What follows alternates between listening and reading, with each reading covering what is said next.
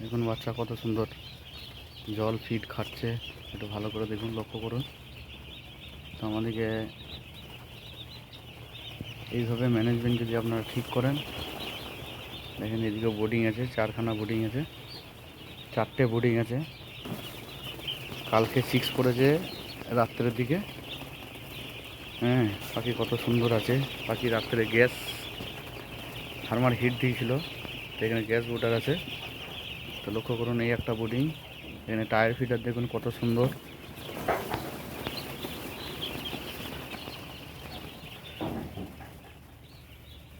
শীতকালে মেন হচ্ছে ঘর। দেখুন ঘরটা কীভাবে প্যান্ডেলের মতো করেছে।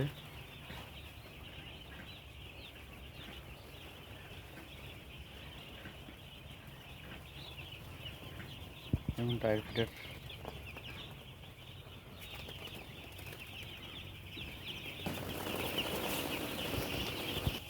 ফার্মার ফার্মার গুড় জল দিয়েছে। দেখুন ফার্মার গুড় জল দিয়েছে, যাতে পাখি অনেক দূর থেকে এসেছে, কলকাতা থেকে, সেহেতু পাখিটা যাতে ট্রেস পরবর্তীকালে খেয়ে না যায়, সেই জন্য ট্রেস কাটানোর জন্য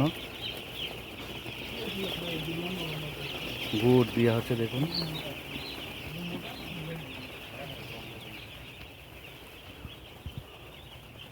এবং কী কী মেডিসিন চলবে, অ্যান্টিবায়োটিক কী কী মেডিসিন চলবে, সেটা আমি আলোচনা করব আপনাদের সামনে।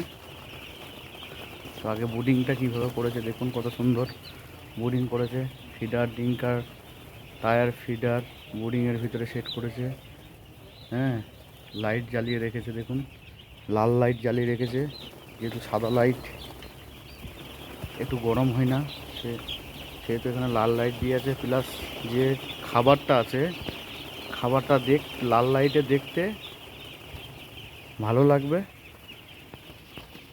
এবং পাখির আকৃষ্ট হবে, সেই জন্য লাল লাইট অবশ্যই ছোটোবেলায় ব্যবহার করা দরকার। তো এরপরে যাব আমরা মেডিসিন। এখানে মেডিসিন কি কি দিবে বা ইউজ করছে ফার্মার, সেটা আমি লক্ষ্য রাখবো। আমরা যাব মেডিসিন কি কি দিচ্ছে।